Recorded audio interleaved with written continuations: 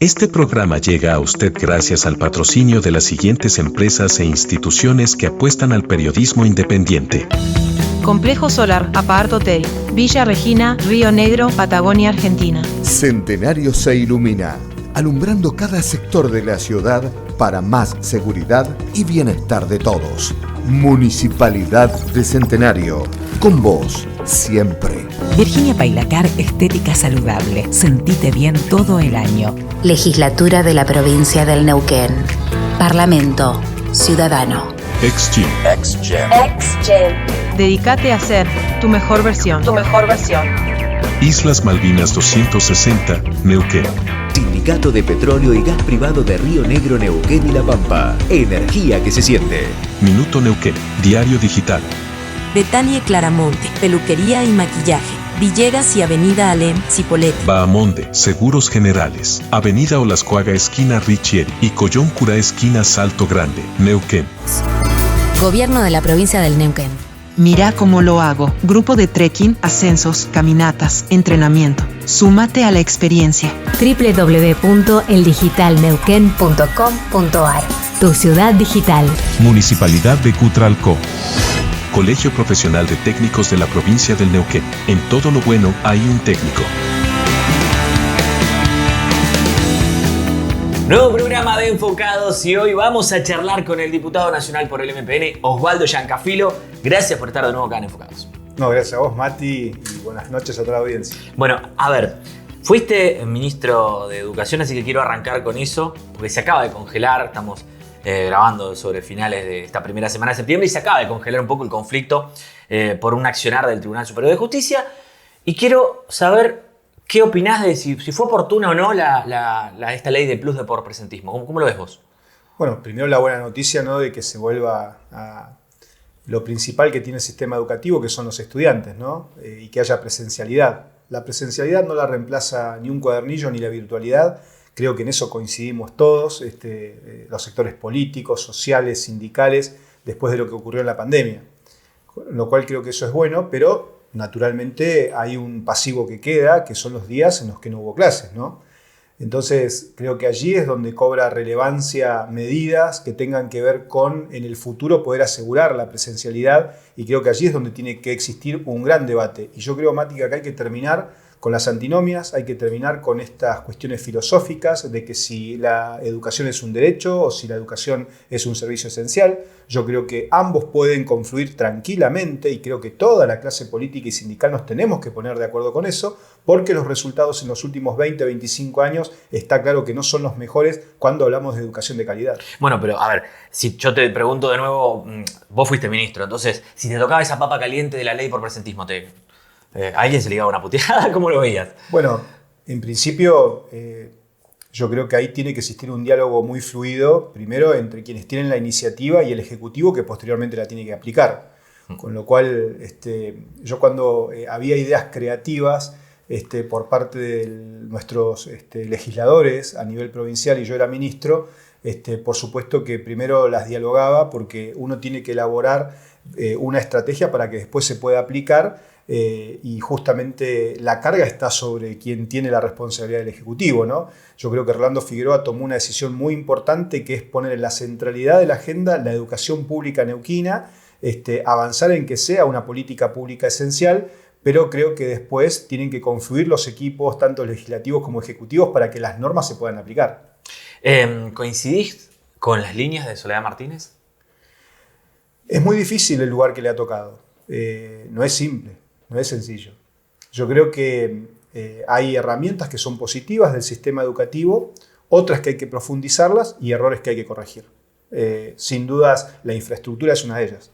Yo cuando fui ministro lo dije claramente, teníamos un déficit de 37 edificios, hoy creo que son 44. La matrícula escolar de la provincia de Neuquén tiene una gran diferencia con la matrícula escolar de otras provincias. No solamente el gobierno tiene que atender su propio crecimiento vegetativo, sino también atender el crecimiento poblacional a partir de las corrientes migratorias de personas que llegan a las provincias buscando un futuro laboral y por supuesto luego traen a sus hijos también, y eso impacta en la salud, en la educación y en la seguridad. Por otro lado, el mantenimiento escolar también es un tema importante. Cuando se habla de presencialidad también es un tema que hay que tenerlo en cuenta. Y en materia salarial yo creo que se había resuelto la situación. No desconozco cuánto tuvo que ver Soledad por ahí en esta iniciativa de la ley por el incentivo docente, pero bueno, me parece que eso de alguna manera generó una tensión dentro del sistema y uno no puede desconocer que el sindicato también es parte del sistema, pero también es cierto que el sindicato tiene que reconocer que hay un derecho superior y el derecho superior es de que los chicos se eduquen. ¿Tensión que se podía haber evitado? Digo, esta tensión que se generó, decís. Yo creo que quizás allí el trabajo entre el Ejecutivo, el Ministerio concretamente, y quienes tuvieron esta idea, que en todo caso la idea tenía que ver con mejorar el sistema. Por eso es bienvenida cualquier idea que tenga que ver con mejorar la presencialidad en las aulas. De hecho, yo he acompañado a nivel nacional el proyecto de ley que tiene que ver con declarar la educación como servicio estratégico esencial. Y mirá lo que hacemos en la ley 26.206 a nivel nacional. Primero dejamos en el artículo 2 consagrado el derecho pleno a la educación. Eso no lo tocamos. Lo que hacemos es agregar en el artículo 3 la educación como servicio estratégico esencial a través de un esquema de guardias. En ningún momento se cuestiona aquí el derecho a manifestarse o el derecho a huelga. Eso podría ser también tomado quizás como un elemento para por ahí agregar horas. Algunos dicen las guardias no. Bueno, horas, una cantidad determinada de horas, día, para que la mayor cantidad de la matrícula escolar se vea beneficiada. Entonces creo que el secreto está en que previo a tomar una determinación es importante dialogarla en quien posteriormente después la va a aplicar. Bueno, parece que eso no pasó entonces. Mira, es normal muchas veces, hoy me toca a mí el rol de legislador, ¿no? Fui concejal de la ciudad de Neuquén también cuando Pechi Quiroga era intendente. Y muchas veces Pechi decía, bueno, los concejales son muy creativos. Y yo les decía, bueno, vos cuando fuiste concejal también eras muy creativo. Mira, yo creo que la tarea legislativa tiene que ir de la mano para que esa legislación que vos plantees posteriormente se pueda aplicar. Bueno, a ver, ¿cómo convive? Porque tiene que ver un poco con eso, ¿no? Con lo que estabas diciendo. Vino la iniciativa por parte de la legislatura, Bermúdez, Domínguez que está bastante oficialista también, Bermúdez que es, justamente adhirió a rolo gobernador. ¿Cómo convive eso con un Soledad Martínez que de muchas de esas cosas no las quiere o prefiere evitarlas? Es clave que haya acuerdo político.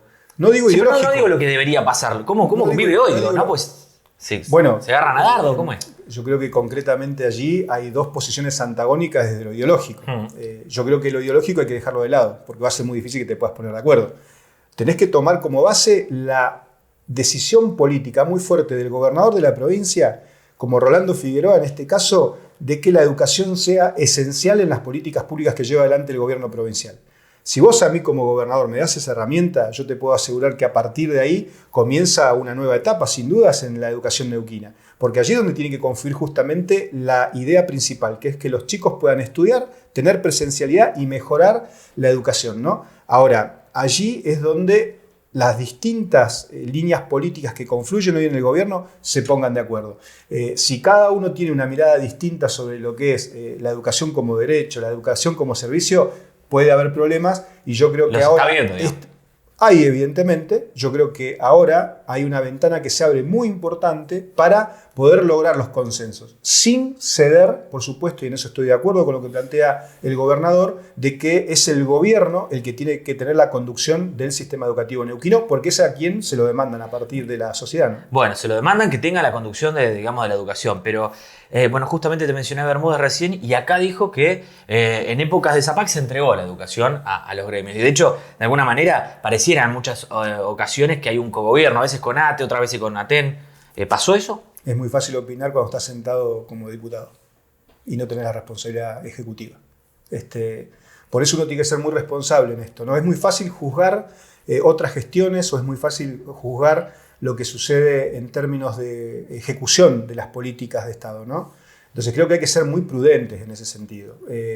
Hay decisiones que se tomaron, por ejemplo, en el último tramo de la gestión de Omar Gutiérrez, me tocó a mí llevarlo adelante, costó mucho, por ejemplo, instalar lo que fue una auditoría externa. porque entendíamos que en ese momento alrededor de 1.200 certificados médicos que se presentaban, llegaba a haber hasta 7 u 8 suplentes por cargo. También, por supuesto, allí nosotros planteamos que en muchos casos había licenciados a partir de un certificado médico que estaban viviendo en Mendoza, que estaban viviendo en Buenos Aires, y de hecho detectamos también una persona que estaba residiendo en Barcelona. Lo dijimos públicamente, dimos a conocer esas estadísticas y eso nos daba un 30% de licencias por certificado médico que se pagaban en los salarios. Para que vos tengas una idea, en el año 2022, en el mes de septiembre, de 5.500 millones de pesos que se pagaban en salarios docentes, 1.500 iban destinados al pago de licencias por certificado médico. Bien, ahora, pero muchas de esas cosas sí que se hicieron en el último tramo de Omar, pero empieza a ser muy evidente lo que está pasando ahora, como si hubiera salido un repollo. Todo esto que está pasando con los médicos, las licencias truchas, etcétera, digamos, venía de antes. Es profundizarlo. A mí me parece muy bien la decisión que se ha tomado también de poder trabajar educación con salud de manera conjunta, porque aquí no es solo el que pide un certificado médico aprovechando un derecho, digamos, para no ir a trabajar, ¿no? Porque tampoco hay que generalizar ni estigmatizar, tampoco es bueno eso, no hablemos de todos los docentes. A ver, el 70-75% del sector docente va, trabaja, cumple con su vocación y demás, pero hay un porcentaje que evidentemente aprovecha... Alto, 25 es alto. Alto, 25-30 es muy alto. En cualquier sector de la economía, lo que se paga por licencias por certificado médico en el sector privado es entre el 4 y el 5%.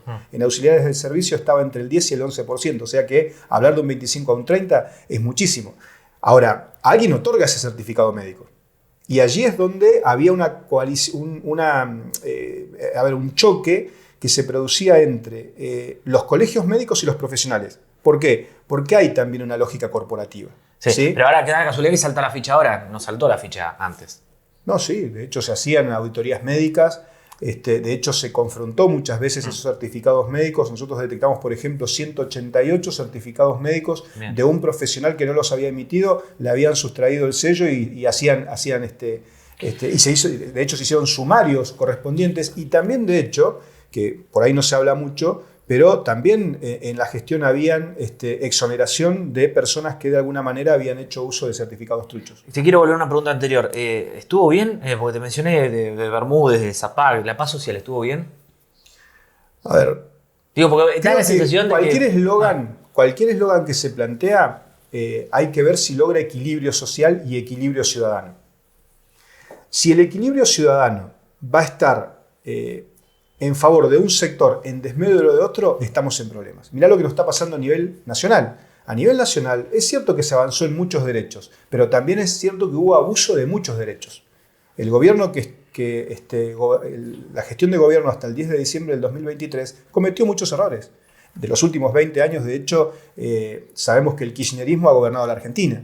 Y hay asimetrías que se producen en la población. No podemos decir que la pobreza es efecto de esta gestión o el déficit fiscal es producto de la actual gestión. Naturalmente hay una herencia que ha sido pesada, que por supuesto tampoco uno puede acordar en que se haga un shock en el ajuste y que pueda perjudicar a algunos sectores en beneficio de otros o en el nombre del equilibrio fiscal perjudicar a determinados sectores, ¿no? Bueno, ahí apuntaste al kirchnerismo. Yo te había preguntado si coincidías con las líneas de Soledad Martínez. Evidentemente no, entonces. Mira, yo creo que el kirchnerismo, hoy está fragmentado, claramente, ¿no? Y quiero ser claro en esto. Cuando yo hablo de kirchnerismo no hablo de justicialismo, hago la diferencia. Para mí el kirchnerismo ha tomado muy malas decisiones a lo largo de su historia. Se están pagando hoy las consecuencias. Yo siempre doy un ejemplo. 400.000 millones de pesos había el año pasado, por ejemplo, en el presupuesto y el fondo fiduciario para obras de desarrollo provincial. A Neuquén le tocó 0 pesos. 120.000 millones de esos 400.000 millones fueron a parar a Chubut y otros 70.000 millones por provincia a 5 provincias. O sea, el 70% del presupuesto fue a parar a 5 provincias amigas de quienes estaban gobernando en aquel momento. Pero hablo por Neuquén, a Neuquén le tocó 0 pesos. Entonces, evidentemente, hay errores que se han cometido y naturalmente en la provincia hay embajadores del kirchnerismo que también tienen que hacerse cargo de eso. Por eso digo muchas veces que mi rol como diputado nacional, yo no acompaño cuestiones que tengan que ver con lo ideológico o con lo sectorial desde el kirchnerismo, porque me parece que todo lo que no hicieron mientras fueron gobierno lo quieren hacer ahora que son oposición.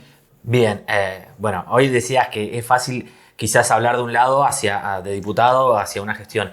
Y por ahí te quiero revertir eso, hablar de tu partido también, porque hablas de que hubo errores, hubo críticas hacia el kirchnerismo. ¿Qué pasa con el MPN? Porque te escuché en otra oportunidad hablar de que hay que fortalecerlo. ¿Cómo fortalecer el MPN cuando Zapag, un hombre tan fuerte, no reconoce prácticamente la derrota, no hace autocrítica? Te lo cito, lo estuve escuchando en las últimas notas que dio. Perdimos apenas por 2 puntos, la fórmula fue excelente, ganamos varios municipios. Digo, ¿cómo? De alguna manera parece que no está reconociendo la derrota. Más allá de la opinión de Jorge Zapag, a quien respeto, con quien tengo diálogo muchas veces por cuestiones de carácter nacional, aprovechando su experiencia, como también la tengo con el gobernador Rolando Figueroa, lo que debo decir es que yo creo que nos tenemos que hacer cargo de los errores. O sea, evidentemente la ciudadanía no eligió el Movimiento Popular Neuquino y tenemos que hacernos una autocrítica. Es saludable hacerse una autocrítica, porque uno no es perfecto, uno comete errores. Y en la gestión nosotros hemos cometido errores, hay que decirlo de cara a la gente, ¿no? Quizás no hemos sabido contener el gasto público, por ejemplo, quizás el sector privado lo hemos limitado a la industria hidrocarburífera, y quizás no hemos apuntado mucho a lo que es el sector privado, al pequeño y mediano empresario, al pequeño y mediano comerciante.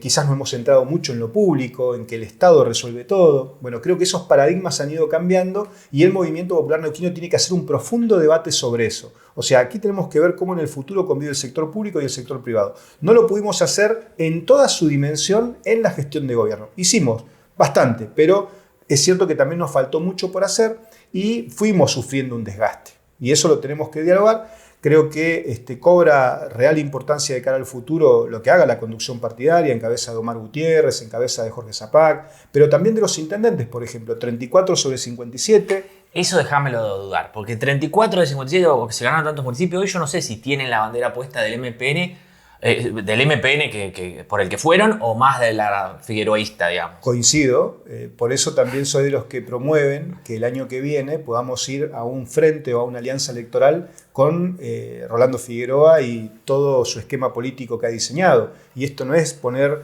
como último vagón de la cola al Movimiento Popular Neuquino, no, que seamos parte también de la locomotora, pero también que impulsemos una fuerte renovación, ¿no? Y con ese acuerdo que crees, ¿no te preocupa lo que está pasando en el gobierno de Figueroa? Estas internas, estos dardos entre, no sé, Ortiz Luna, Gloria Ruiz o lo que venga, digamos, es como que hay mucha cosa interna ahí. Cosas que se imaginaban incluso, ¿no? Porque en su momento hablaban de ensalada de fruta porque tenían al pro al socialismo, qué sé yo. Digo, y todo eso por ahí se veía venir. ¿Alguien puede desconocer que hoy el Movimiento Popular Neuquino está trabajando con Rolando Figueroa? Tenés parte y parte. Yo algunos ya no desconozco, ¿no? Claro. A ver, veamos la realidad. O sea, entonces, no tapemos el sol con las manos. Esto creo que no es saludable que nosotros tratemos de hacernos los guapos, que somos el Movimiento Popular Neuquino de la década del 60, del 70, del 80, cuando vemos claramente que a nivel provincial, por ejemplo, hay funcionarios que son del Movimiento Popular Neuquino, son parte de la gestión de gobierno. El presidente del Movimiento Popular Neuquino, hoy Omar Gutiérrez, es representante de la provincia en el directorio de YPF. Quien te habla, Osvaldo Giancafilo, diputado nacional por el Movimiento Popular Neuquino, está en permanente contacto con el gobernador Rolando Figueroa por temas que hacen a cuestiones nacionales que influyen en la provincia. Los 10 diputados provinciales del Movimiento Popular Neuquino también, en muchos casos, me han dicho, a veces a modo de chascarrillo, algunos compañeros, che, ustedes parecen más oficialistas que, sí, Domínguez que oposición. También me lo han dicho a mí.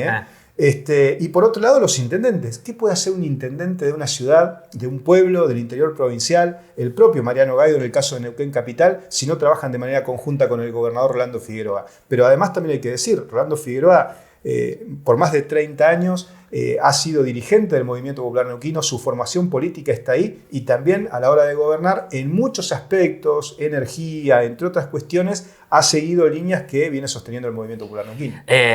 Mencionaste varias veces a Omar. ¿Hoy está actuando como presidente del partido? Porque yo te digo, a ver, por ahí estoy equivocado, para mí está borrado. Yo quiero ser absolutamente objetivo en esto, insisto, y no es responsabilizar a nadie. Todos nos tenemos que hacer cargo de los errores, yo también me hago cargo.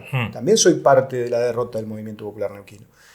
Entonces ahí tenemos que decir claramente que, a mi entender, el Movimiento Popular Neuquino orgánicamente tendría que tener más actividad, ¿sí? Tanto la Junta de Gobierno como la Convención del partido. Hoy lo está teniendo la seccional Neuquén, por ejemplo, con distintas reuniones que está haciendo, ciclos de capacitaciones, alguna que otra reunión en alguna seccional del interior. Nosotros también estuvimos recorriendo el primer semestre del año la provincia, pero a mi entender el partido tendría que orgánicamente convocar a un debate Insisto, sobre lo que hace a la política institucional desde el punto de vista provincial y nacional. Ver cómo podemos contribuir y colaborar con nuestros intendentes, porque la gente está cansada también de hablar de política partidaria o que hablemos de política partidaria. No, hablemos de los problemas que hoy tenemos como sociedad. Sí, pero para fortalecer el partido tenés que hablar de política partidaria. ¿Quién tiene que poner la cara Omar? ¿Tiene que poner la cara, no sé, Chancafilo, Zapag? Por supuesto, yo creo que todos tenemos responsabilidades, por eso insisto en esto.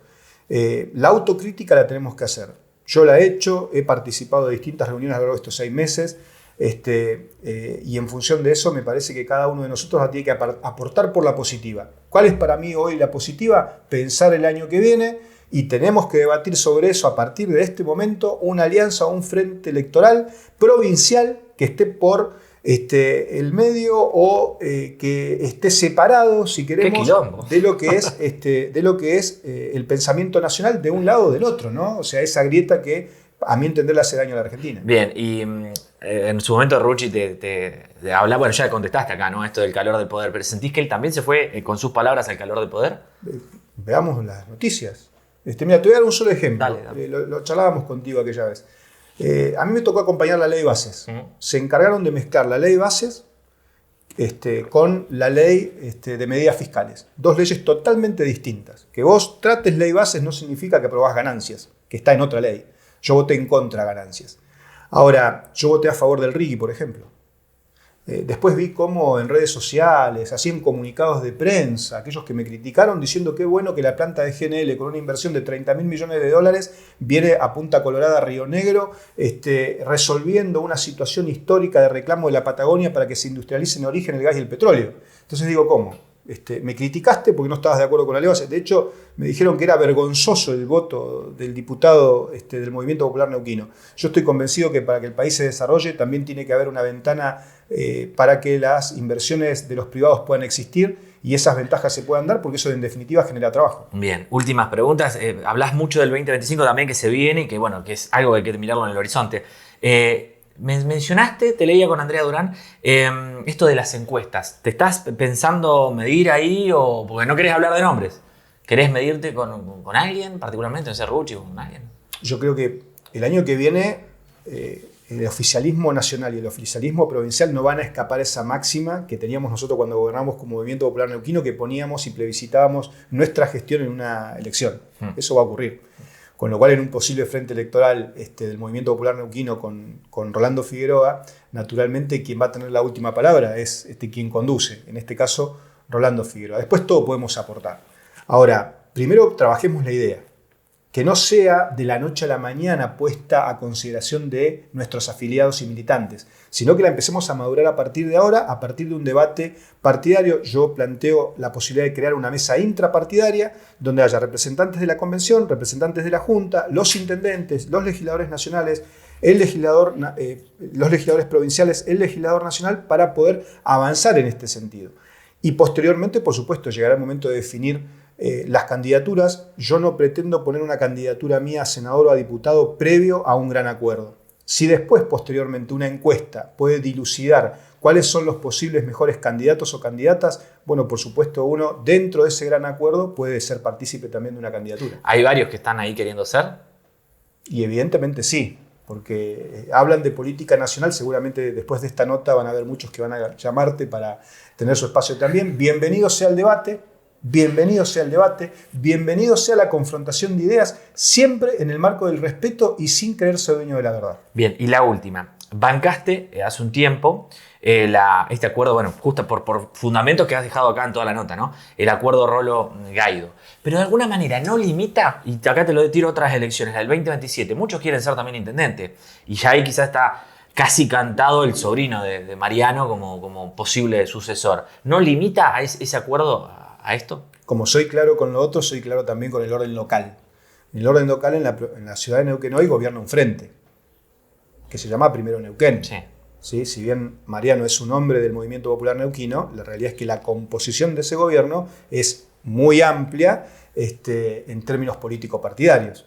Entonces, cuando se piensa en el futuro, también hay que decir que así como uno tiene una idea de proyectar el oficialismo en una próxima gestión, seguramente también la oposición a ese proyecto político también tiene la posibilidad de jugar electoralmente. Entonces hay que tener mucho cuidado y es muy fino el equilibrio que hay que sostener en este sentido. Uno muchas veces cuando gobierna, y nos pasó a nosotros como Movimiento Popular Neuquino, por ahí pierde la cercanía con la gente. Y eso es lo que no tenemos que perder. Mirá lo que le pasa hoy a Alberto Fernández. Que el ex ministro de Economía salga a reconocer públicamente que utilizaron la cuarentena, el aislamiento, como una herramienta porque la encuesta le daba y lo usaron como una herramienta política, a mí me parece nefasto. Porque en el medio hubo mucha gente que no pudo trabajar en ese momento y eso me parece que es una de las cosas que ha dejado el kirchnerismo en la historia argentina que han sido lamentables. Entonces, tengamos cuidado, seamos autocríticos, hagámonos cargo de los errores que cometimos todos, no estemos tirando, el que esté libre de culpa y cargo, que tire la primera piedra. Yo no estoy libre de culpa y cargo, también me tengo que hacer cargo de que los errores que cometimos a lo largo de la historia fueron algunos y también me hago cargo de los aciertos, por supuesto. Bueno, muchas gracias, Osvaldo. No, gracias a ustedes, como siempre. Bueno, así pasaba Osvaldo Giancafilo en este programa entero que hemos tenido con el diputado nacional por el MPN. Y ya sabes, la realidad cambia, depende del fútbol en el que la mires. Y que ahí abajo tenés todas las redes para compartir, likear, comentar y obviamente hablar, pasársela a todos, que nos sirve y mucho para seguir diciendo. Nos vemos la semana que viene con mucho más Enfocados.